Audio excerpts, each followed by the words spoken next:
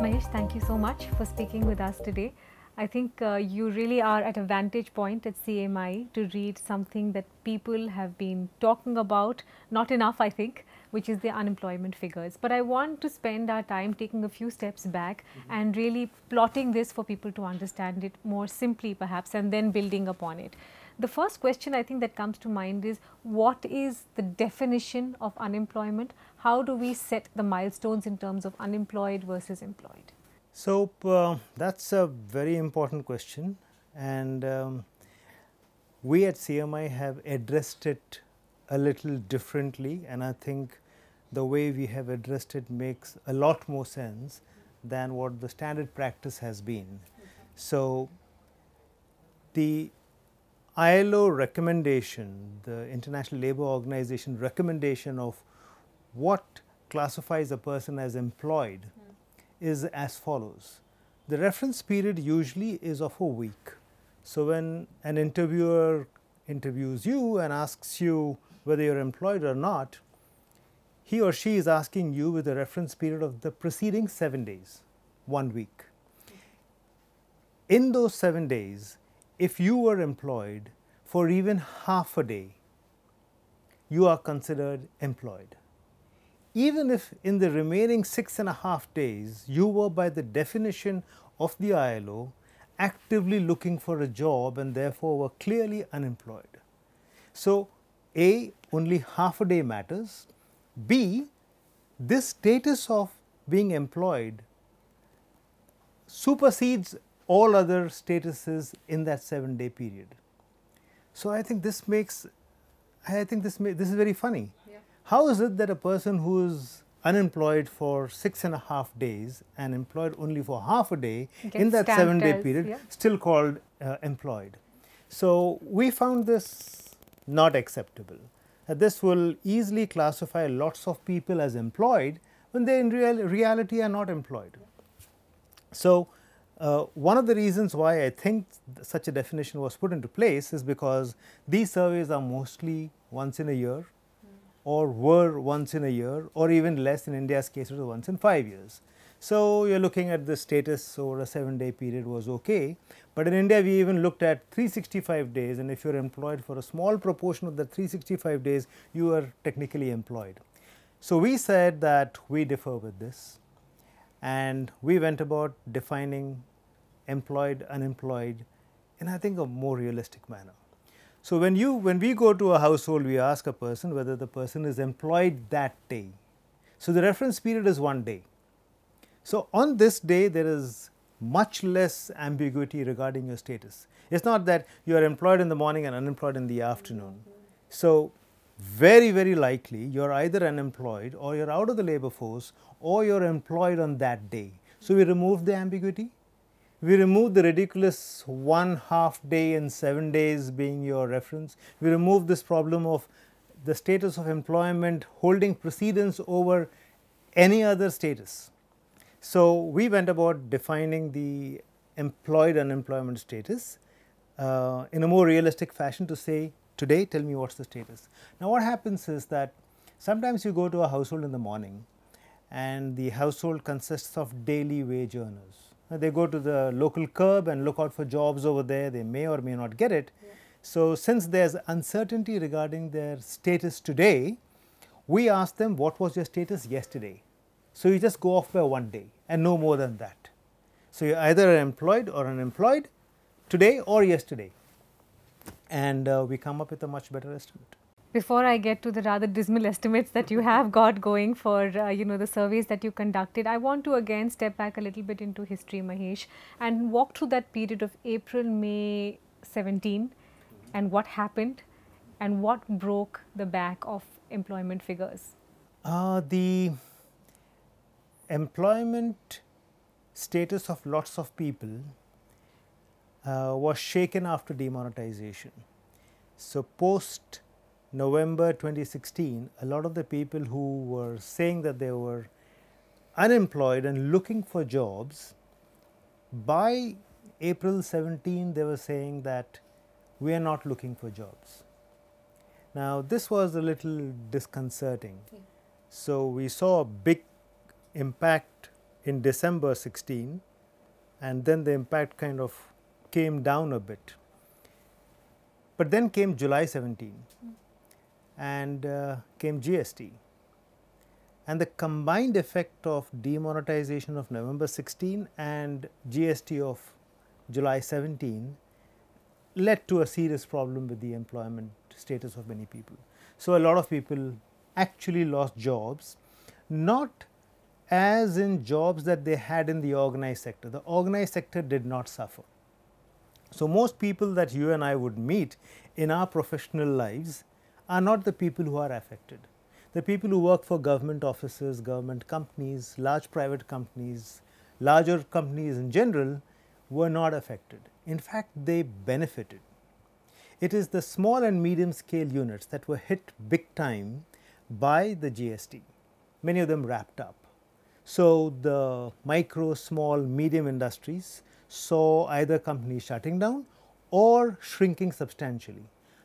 A large part of this market share was taken up by the larger companies that saw an increase in employment. So, there was some shift, but still the impact was very big, and the cumulative impact of these two over a period of a year was a loss of about 10 million jobs. Would you say that what we are going through in 2019, which is still extremely elevated numbers, it continues to be an extension of what we experienced through the GST demonetization combine, or has something else gotten layered onto it? There's one relatively long-term factor which is impacting employment, which is that from 2011-12, we have had almost a serial decline in investments. So, large companies are not investing, and that fall is very significant in 18-19. We have seen the national account statistics tell us that the investment ratio has been coming down. Now, as the investments come down, the employment opportunities go down. You cannot have no investments and still have an increase in employment. So, on one level, there is this impact of no investments and not much growth in government spending also, leading to employment opportunities shrinking. And then you have layered on top of that the GST and the demonetization impact. So, the situation isn't improving. The shocks are gone. We haven't recovered from there. We just stopped falling more steeply further. We have stabilized, but at a very low level. Would it be fair to say the unemployment situation is almost in a state of coma? I do not know whether we can use the word coma, because there is still some action going on. The action is towards deterioration. It's a coma towards a dip. So it's a deteriorating status. So it's a coma is stasis. This is not that. This is not something which has just gone to semi dead state. What is happening is that the number of people seeking jobs, willing to come into the labor market, declined and has remained low. And at that low level, we are seeing an increase in unemployment. So, lesser number of people of the working age population, which is people 15 years and above, lesser proportion of that are coming into the labor market seeking jobs. So, this used to be 47 to 48% according to our surveys, and this is down to 43%. Now, at 47 to 48%, we had an unemployment rate of 8% or so. At 43%, we are still getting 8% unemployment. So, this is really bad. I want to come to the here and now, Mahesh, which is the October figures, as CMI put them out extremely high for the rural part of India, where you say that for 1 week it was 8.3%, the second week it was 8.2%. What strikes out in your note though is where you say that the magnitude of the reversal surprised you. Walk us through what exactly happened between that period of September and October, especially with reference to rural India. What was going on there? The October story of rural India is to be understood with the exceptional story of the September story. So, what happened is that the 2019 monsoon was delayed, As a result, the Kharif sowing was delayed. So, the sowing that had to happen till August, a lot of that got bunched in September. Got pushed back, and particularly in central India and places like Andhra Pradesh and Telangana, we saw delayed sowing catching up big time. So, sowing accelerated in these states, and even in some regions of Maharashtra on the border, there was a big increase in employment in agriculture and therefore in rural India because of the late monsoon. In some parts like in Bihar, we heard that, we got news that there's early harvesting. And the early harvesting was because there were rains coming in which was unseasonal, which is damaging the crop. So, as to save the crop from getting damaged by unseasonal rains, farmers were harvesting this a little more quickly. There seems to be an NRC effect in Assam that is leading to a sudden increase in employment over there. So, the NRC had kept people away from the labor markets and they are coming in now.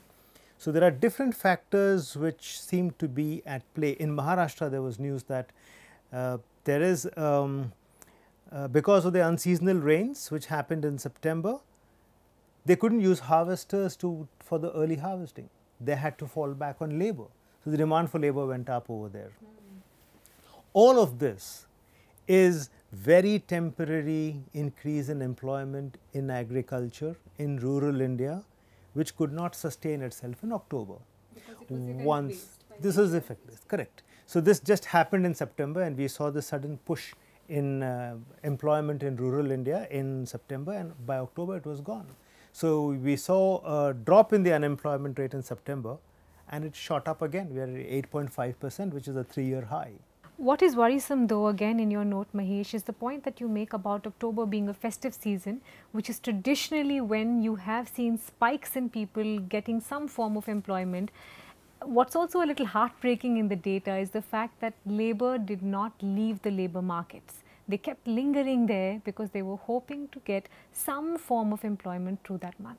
That's right. So, there's always a hope that come Diwali, Dashera and Puja and so on and so forth, there will be some employment, there will be an increase in employment, and they did not find that. So, labor does linger. It lingers for harvesting, it lingers for post-harvest activities, and it looks like the activities were quite poor in comparison to the past, and therefore, the unemployment rate shoots up. So, the labor participation rate kind of increased. It remained a little elevated compared to where it was in the preceding 4-5 months, and but this increased labor participation did not meet jobs. So, we saw an increase in unemployment, and that's a bit stressful. What is your sense? I mean, we are tail ending the year now, Mahesh. There's not much left of 2019. What is your sense of how we're going to close up this year with specific reference to rural unemployment, and what kind of job losses we may have looked at for 2019? And I don't think there is much hope of employment increasing in this year. So, we should say this is going to be a year in which unemployment will have risen. I fear unemployment rate could rise to 9%.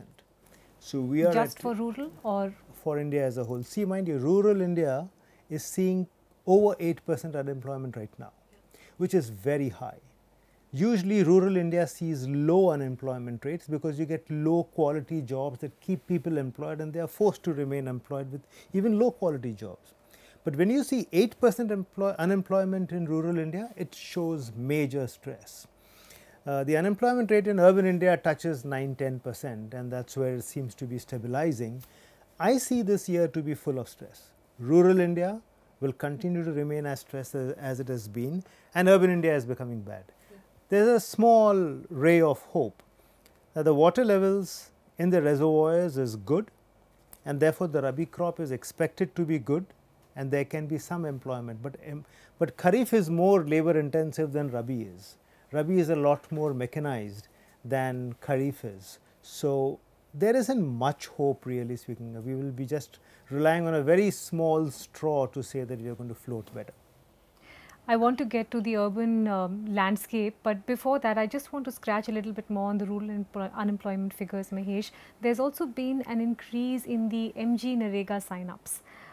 What's the best way for someone to read this trend? What does it indicate on what's going on in the minds of someone who's living in rural India and is facing unemployment? Well, the disturbing part of that news that came in the Indian Express, which was very revealing, is that there is an increase in the youth signing up for Mgnrega, which is a little stressful.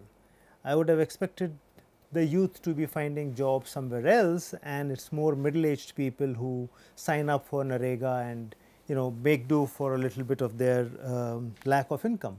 But when the youth looks for this, it means that there are no opportunities. So there are very few opportunities in rural India for jobs. We shouldn't be surprised by that.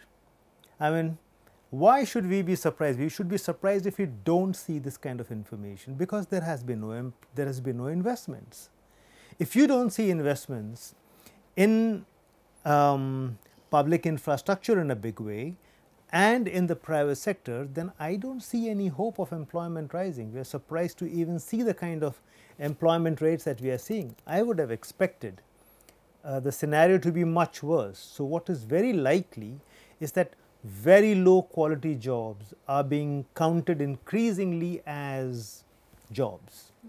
So the quality of jobs is really deteriorating. I will address private infrastructure, of course, but you're saying, Mahesh, that in the last couple of years, despite claims of having done so, there actually hasn't been much in terms of real public spending on infrastructure so as to create jobs. It's been static or dipping. It's not been enough, for sure. Okay. I mean, you could be static, you could be dipping, you could be rising. What's important is, does it have any impact? I mean, you can just spend money and not have any impact.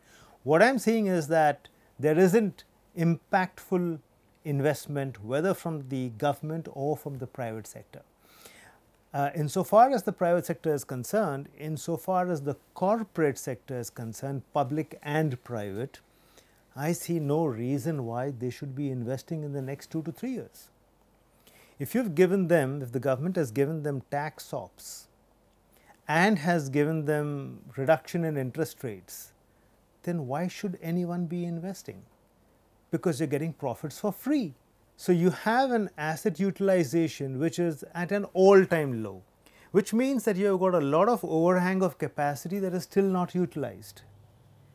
All you need to do is to increase the utilization of that capacity a little bit. But even if you don't do that, and we did calculations to the effect that in 2021, if the corporate sector does not increase its utilization of existing capacity, it will get a 30% increase in profits. By just standing still. But by just standing still. So where is their incentive to invest? If they invest, their investors will say, why are you doing it? You have enough capacity to utilize first. So there seems to be a demand constraint which is severe enough to tell the corporate sector, please don't use your profits for investments, take it home. So there is more likely to be a dividend payout increase than investments. So the last year, 2018-19, the corporate sector saw 16% top line growth and 32% net profit growth. In the preceding 7 to 8 years, they have seen nothing of this kind, nothing close to this. Their return on capital employed increased from less than 2.5% to over 6%. They have never seen, they have not seen these kind of returns over the last 10 years. Now, in a year of 2018-19, when their books were so nice, so good, their net fixed assets growth was less than 6%, which means inflation adjusted almost zero. Okay? And this is the lowest in several years, in something like 14 years. So, in their best financial year, in 7 to 8 years, their assets was worst in the preceding 14 years. Now, just they did not have the tax benefit that they have got in 1920. So, what are they going to do in 1920? Sit on their hands. Correct. They have no logical reason. They're not being, it's not about anything being wrong. If they just think logically, if they just think rationally, in the interest of the company's survival, they'll say we should not be investing. It's misallocation of resources. So we need to recognize this, that we are just queuing the ground for the corporate sector by giving them these tax benefits.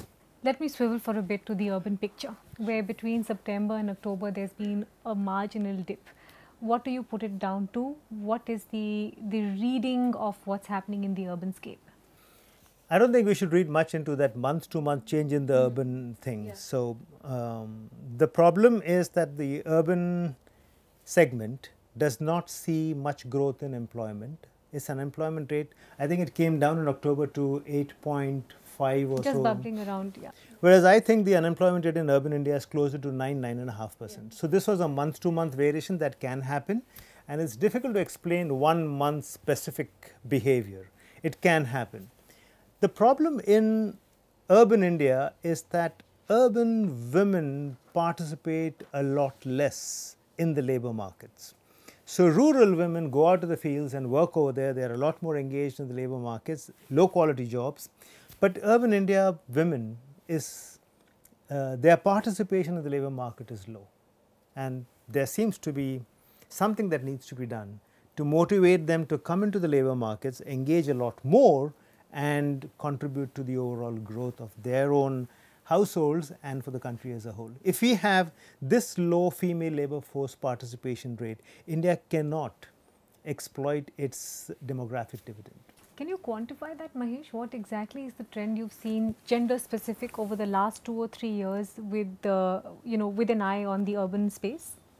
So the female labor force participation rate in urban India is close to 11%. 10 to 11%, which is extremely low. It's extremely low. It's depressingly low. And many a times people have said that because of this, your numbers are not reliable.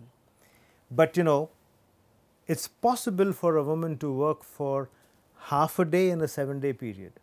It's possible. And then you give that precedence. If I remove this funny way of calculating employment, if I say, are you seriously employed or not, which means you're working on a day or not, then you find women are not working. This could be because of many reasons. It could be infrastructural problems. It could be that, there are no jobs within, 2 or 3 kilometers from my residence. Maybe there are jobs 7 to 8 kilometers, and I don't have a safe transport from that place of work to my home after dusk. This becomes a major reason why women don't take those jobs. So if we can, and many researchers in India have studied the problem of female labor participation rates and seen many such reasons being the principal factor why women don't join the labor force in urban India. Mind you, they are better educated. So women are almost as well educated today in urban India as men are, but they don't join the labor force. And now look at this.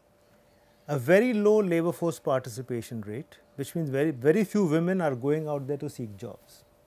But even the few women who go out there to seek jobs face a higher unemployment rate. Was this a phenomenon that tied in as well with demonetization and GST, or has this been sort of flatlining itself for many years? No, demonetization impacted women a lot more. Very hard.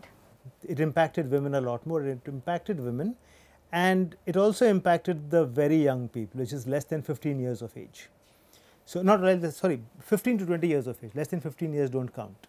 I want to talk a little bit about urban trends in terms of what's happening across sectors, because you have made the point in the past that traditional sectors that were generating a lot of employment, like IT for instance and retail, have really sort of fallen off a cliff. What's the experience now? Because just a couple of weeks back we had Cognizant announcing very large layoffs, which seemed to indicate that the IT sector was not out of the woods.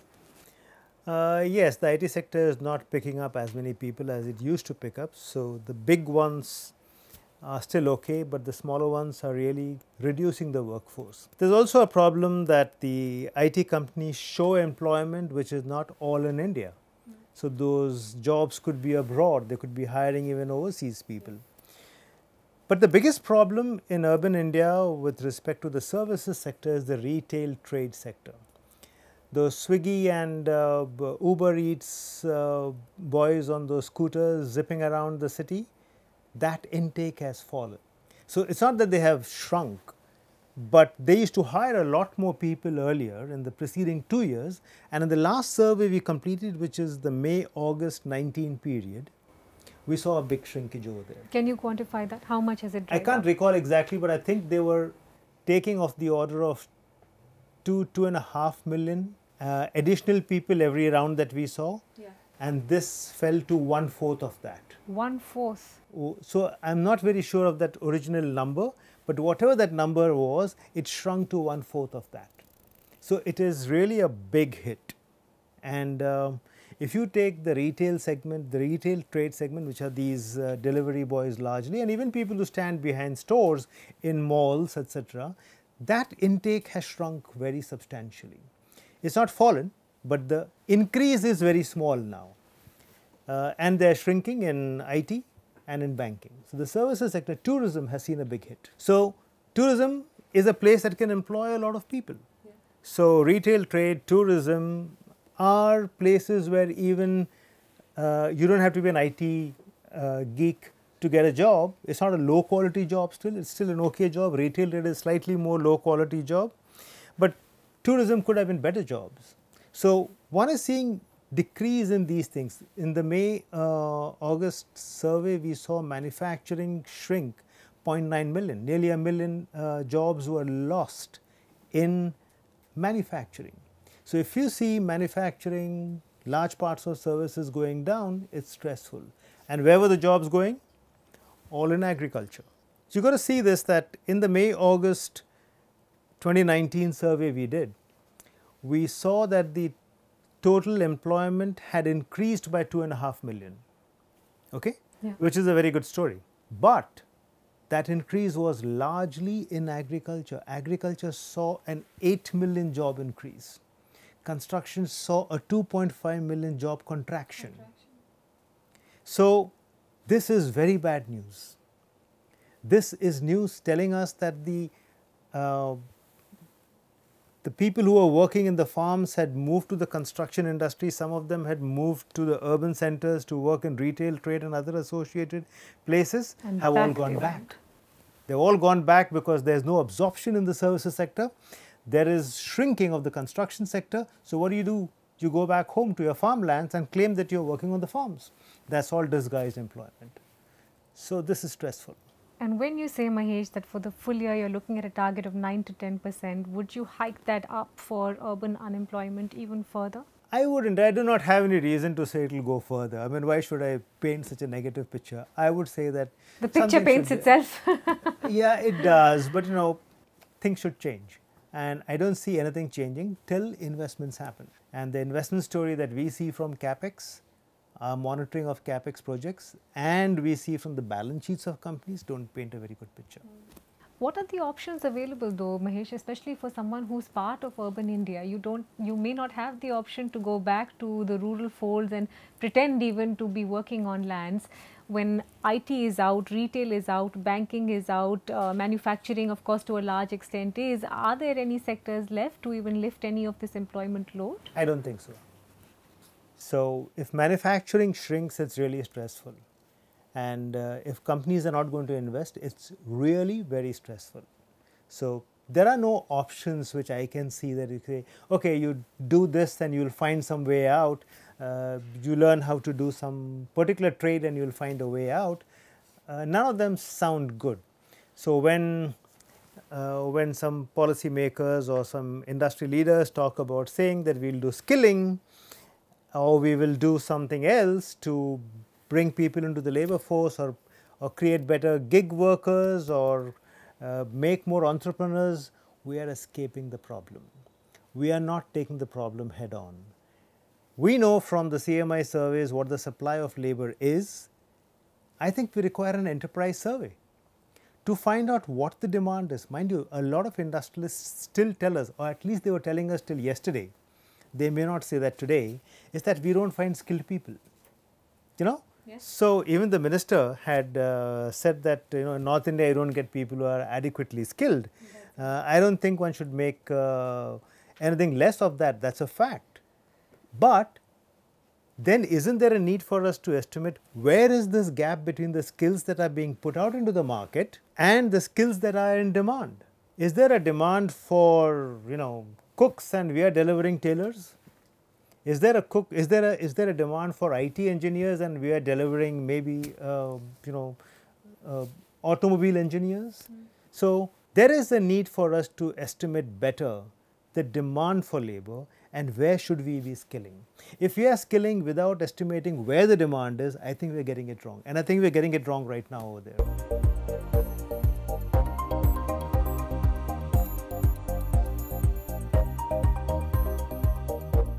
To receive instant updates on all videos from The Wire, click the subscribe button and hit the bell icon. Pay to support independent journalism. Click the link in the description and choose the amount you want to pay.